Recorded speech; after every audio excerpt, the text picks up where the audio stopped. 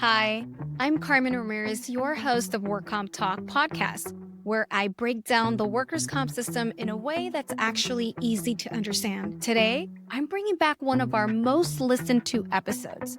It's a deep dive into AME QME acronyms, which is Agreed Medical Evaluators, and Qualified Medical Exams, or Evaluators. And if you've ever wondered what these terms really mean, or you've ever had difficulty in understanding what they are and why they're so important in a workers' comp case, this episode lays it all out. So we talk about how these evaluators are chosen, what makes them different, how much weight their opinions carry when it comes to your treatment, your benefits, and your case overall. It's one of those foundational episodes that continues to help injured workers make sense of a very complicated system. And if you missed it the first time, or just need a refresher, now's the perfect time to catch up. So, let's get into it. Without further ado, speaking about conversations, recently I bumped into a message on YouTube and it just so brought my attention that, you know what, this is a really great topic that we haven't touched in the past for the podcast, and that's AMEs versus QMEs. And for those of you that don't understand what an AME is, it's an Agreed Medical Evaluator versus a Qualified Medical Evaluator. We have talked about getting second Qualified Medical Evaluations, and you can check those videos out. We'll leave the links for you on the description of this video. And we also know the importance of an evaluator to a case in workers' comp. Can you dive a little bit deeper into the difference between an AME and a QME? Sure. They're different. Very. That's it. Oh my I'm kidding, gosh. I'm kidding, No. No, so, okay, QMEs it stands for Qualified Medical Evaluator. A QME is a doctor that you'd go to if either the insurance company denies liability for your case or you don't like the opinion of your treating physician. Okay. And vice versa. The insurance can request a QME as well. So Right. basically they are a neutral problem solver, right? It's kind of like a mediator. If you've got a problem to work out, you go to them. Okay, cool. So by this point, you would have already been taken to either a work clinic, whether it's Concentra or Kaiser. You've already seen a doctor, you've spoke to them, but there's issues still that need to be resolved, and that's where this doctor comes in. Yes. Or it's not even a doctor, Or it's an evaluator. yeah, it's an evaluator. It can be a chiropractor, for example. It can also be a psychologist who, they don't go to medical school per se. Okay. But that being said, you can also go to a QME because the insurance company denies liability for your case. So maybe you haven't even seen a doctor yet. And if that's the case, then yeah, the QME would be deciding whether or not your injury should be accepted by the insurance company. Right. So before you move on with the next one, I'm going to throw all these random questions that are just going to be popping into my head because the idea is to get as much information out of this guy as possible. So what if you do end up going to a doctor? Would you ever see a QME at some point? Is this a given step for workers' comp? I wouldn't say it's a given step in every single case, but the large majority, probably like 95% of cases, QMEs are involved. And the reason why is because either you don't like the opinion of your treating doctor or the insurance company doesn't. So they want to challenge that. Sometimes, though, both parties will say, you know what? We're cool with the treating doctor's opinion. More often than not, that's not the first doctor that the insurance company sends you to.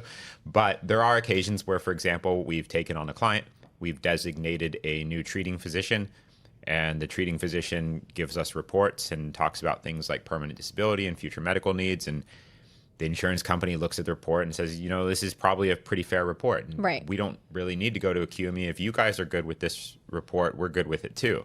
And so sometimes, that's how we can resolve a case. But most of the time, there's one side that doesn't like the doctor's opinion. I would say almost all the time that's the case. And this is important to know, too.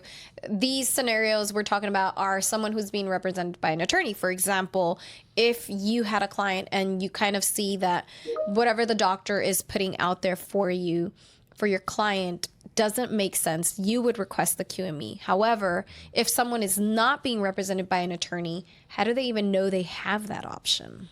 So the insurance company is obligated to send them a QME notice. And it's a form. It might be pretty confusing to someone who's not been through the system before, but they're obligated to disclose these things to you. There's certain state forms that the insurance company is required to provide you.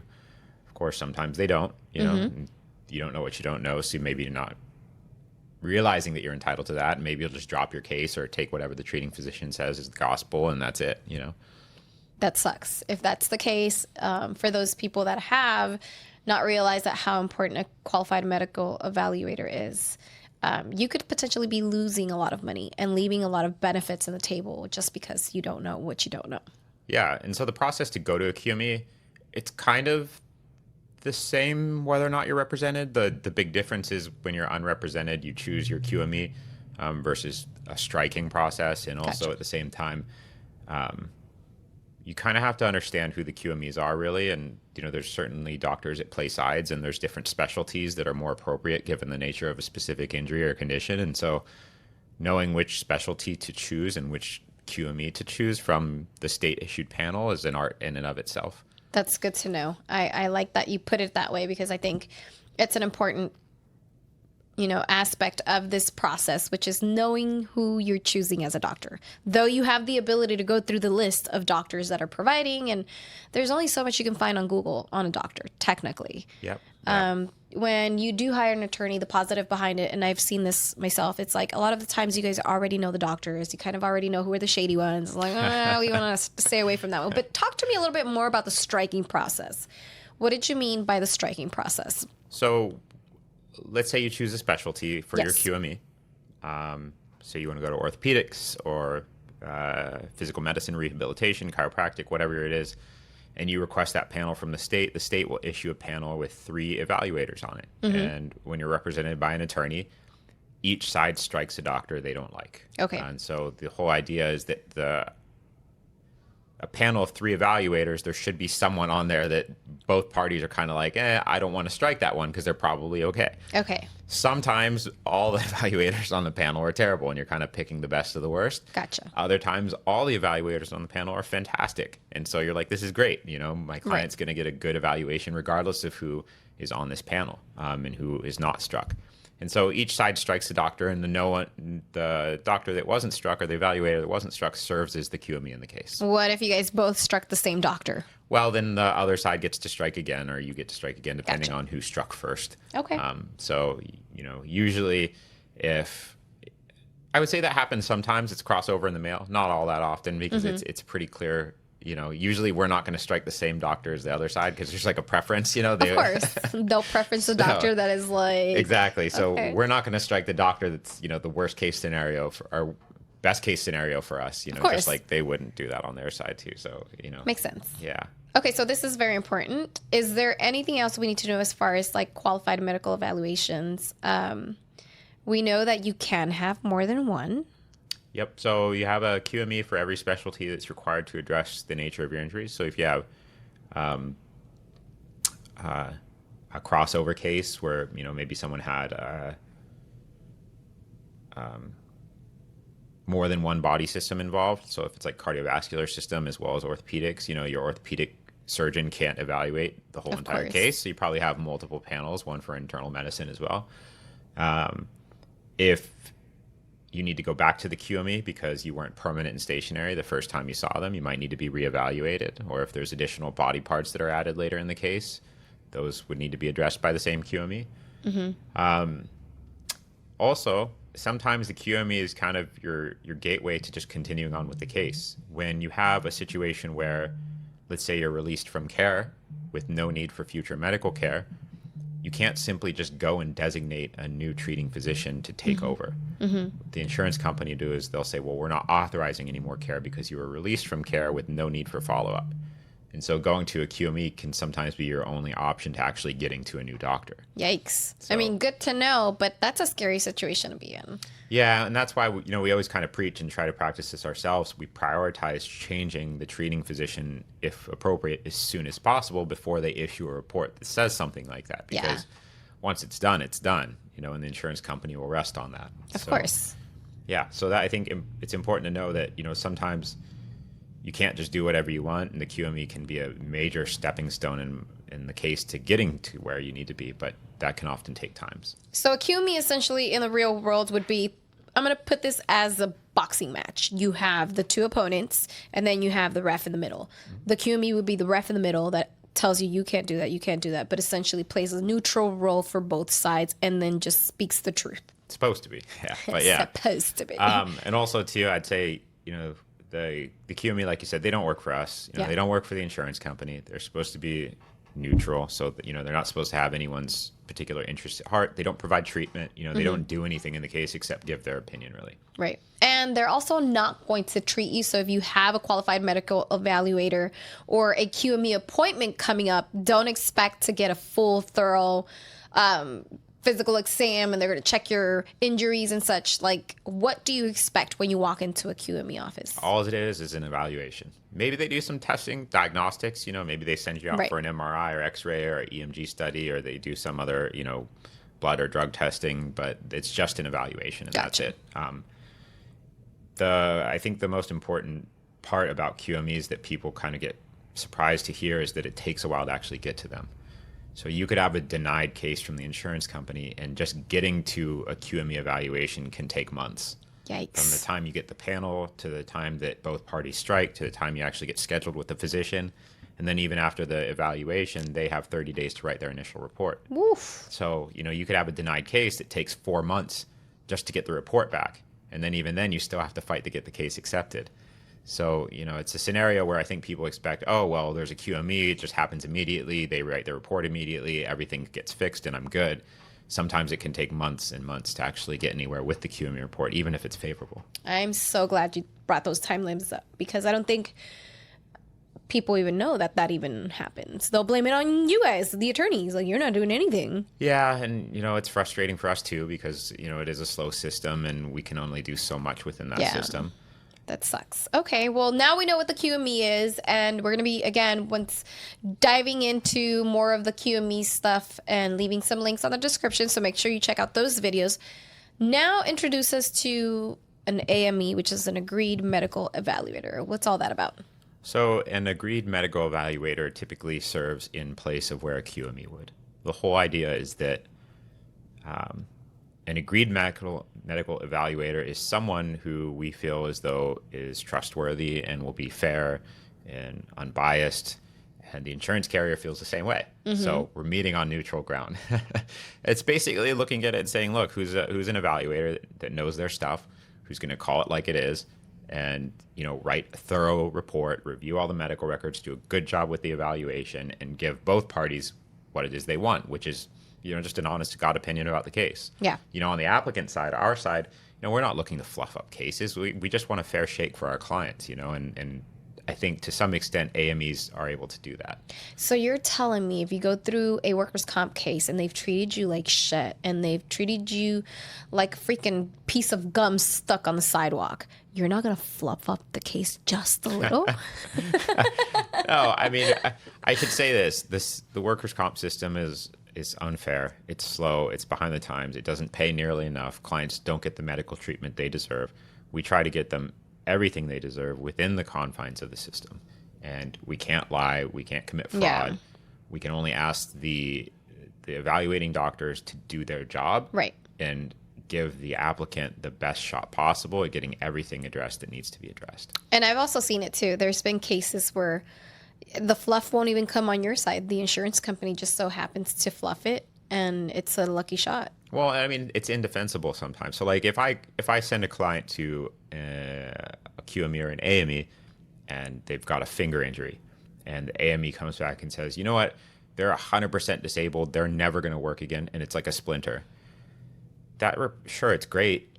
I would be happy if the insurance company wanted to pay like $10 million to settle that case. For a splinter. But it's worthless because there's no possible way that opinion would hold up in court. And so when I say we don't want them to fluff things, we don't want that. We don't want them to like shoot so far above what the reality is of the case that the report just becomes That's good to know. Worthless. So that is good to know. We ask them to just be honest with themselves and our clients and, do right by them and evaluating them fairly. Okay. So now AME, when does that come into play? If you have an attorney and you're already getting put in behind a QME, why would you request an AME? Sometimes there's a dispute over the QME, whether or not the QME was validly selected in the first place or the appropriate specialty, or, maybe we got a really good panel and the insurance company, hates that. And so they're like, hey, let's try and throw an AME out there to see if we can get away from that doctor that's going to be completely unfavorable to us. And we do the same thing. If we get a bad evaluator on panels that we end up with, we might be like, hey, how about we go to an AME instead? But the whole idea behind an AME is that both parties agree to that doctor to serve as kind of the mediator. And to that extent, their opinion is kind of held supreme above all else. Gotcha. Which is a major difference from QMEs. So when you agree to a medical evaluator, they don't come from a panel or anything like that. It's just throw out names that everyone agrees to it, the evaluation gets set up, and that's that. Nice. So an AME's power, essentially, they're above a QME. Like a QME is just part of an MPN list, but when things don't go well with a QME, that's when you move up to an AME. Kind of. So you have to think about it like this. You get PTPs, right? The primary treating physician. They come from MPNs. They're your doctor that's actually doing treatment you're seeing regularly. Your QME is kind of your mediator of sorts, but they're selected from a state-issued panel, so you have zero control over who actually ends up on the panels. And the AME is just someone that you pick. Gotcha. Completely. Do they have to be in the medical providing network, No. the MPN list? Nope. Oh, Nope. nice. They're just evaluators that you choose. And I think the big difference between all of them is that,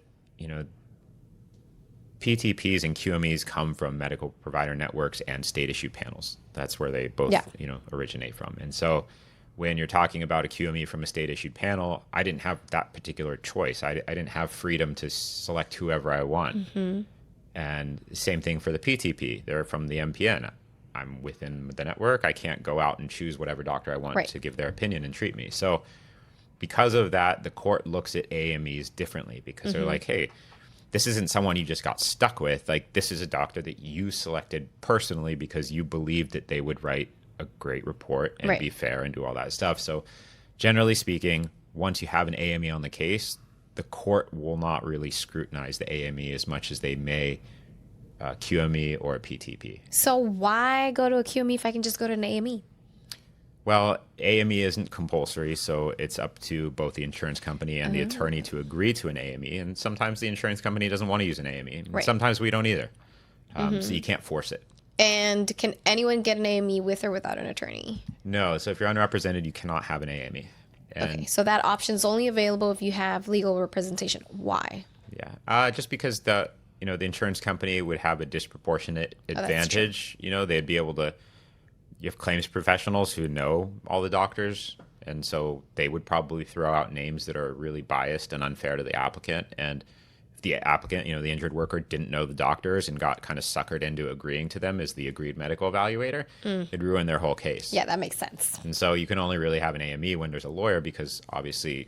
Both sides know what they're doing. Yeah, both sides know what they're doing. So there's no so it's a unfair. fair exchange, yeah. Gotcha. That totally makes sense. Is there anything else besides what we've already spoken about, which is essentially there are times where you're going to get more than one QME.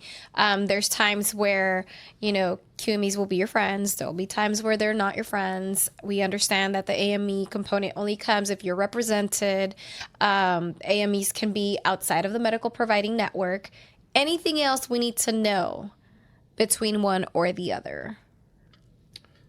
I'm pretty sure there's a ton more. Yeah. There's probably a lot. But of course. I think I would say this.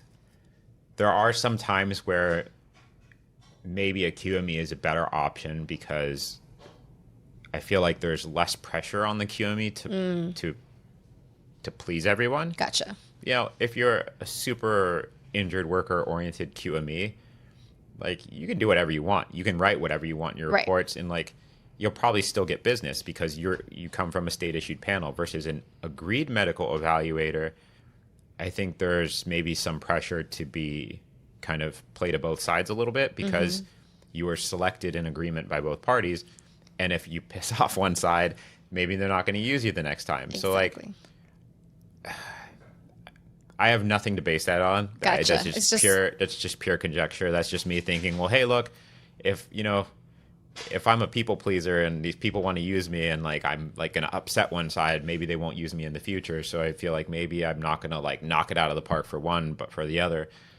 Of course, that's just again, speculation. At the same time, the medical record, the injuries, they all speak for themselves. Yeah. And like I said, we don't ask people to make things up. We don't ask people to knock it out of the park when it's not warranted. We just ask for our evaluators that we work with to give our clients a fair evaluation, review all the medical records, write a comprehensive report, and that's it. And do their job. Just do the job. That's it. Speaking about reports, we know the importance that a QME and an AME holds in a case, right? Because essentially, when things are not falling into place how you'd like them to, either side of the workers' comp claim, the QME comes and neutralizes everything and puts their input in a neutral, biased, I guess, mental state where they put what they believe is right, what they believe is wrong, right? This is a very powerful decision. This is a very important step. What happens if at the moment you had your QME, you were in one state and then months are going by and you're still fighting your case and something else happens that the QME didn't catch because time? Yeah, it happens all the time. People's conditions change.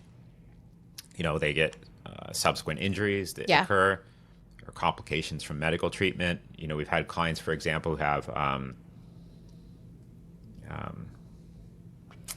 like strokes and things like that post-surgery after they've been evaluated. You go back to the QME and have those things addressed. So you would have to go back again to the QME and figure that. Does that start it all over again, the entire No, because you can either do one of two things. You can either have the person be reevaluated by the QME, or you can send the QME the medical records and just ask for what's called a supplemental report to address whatever it is that popped up in the case. You see that a lot with the defendants who they take the injured worker's deposition and find out that the injured worker had maybe some pre-existing issues that weren't necessarily discussed in great detail by the QME. Maybe the QME notes this person had a history of a car accident, but kind of just glosses over it. And then once they take the injured worker's deposition, they find out that the person had a serious accident. There was lots of medical treatment, all that stuff. Then they'll subpoena the records and send those back to the QME to say, hey, QME, here's some medical records that show this person had a car accident, had injuries. Did these change your opinion? Gotcha. So that makes sense. It does happen. Okay. Well, that's a lot of information to digest. So, again, AMEs, QMEs, both equally important. You could only get an AME if you have an attorney. If there's any second opinion you'd like to get from your QME or just from another attorney, those also are free. You can, even if you have an attorney, doesn't mean you can't reach out to another one, just for a second evaluation or just consultation, I guess. But these are important. One last tip you can give to the viewer who's watching this podcast and learning about AMEs and QMEs before we wrap this up. Last tip. I have like 50 tips. Oh, gosh. No, honestly, just if you're going to go to a QME, make sure you get the right one. Know who you're picking. AMEs, if your attorney set you up with an AME, you should have faith in them. It's probably, I would think if I was an injured worker and my attorney had set me up with an AME evaluation, my recommendation to me would be like, hey, your attorney knows what they're doing and they set you up with this doctor because they think they're going to be a fair evaluator. And yeah, trust in what they have to say. Gotcha. Interesting. Well, thank you so much for sharing this information. I hope you guys learned a little bit about the QMEs and the AMEs. If you have any questions, please make sure you drop them down on the comments below. Don't forget to like and subscribe to our YouTube channel. That way you get a notification every time we have a new episode as well. If you haven't checked us out on TikTok, social media, Facebook, Instagram, and of course our website, WorkersCompensation.net, make sure you do so now so you also get information in regards to some of the topics. Once again, thanks again. And we'll catch you guys on the next episode.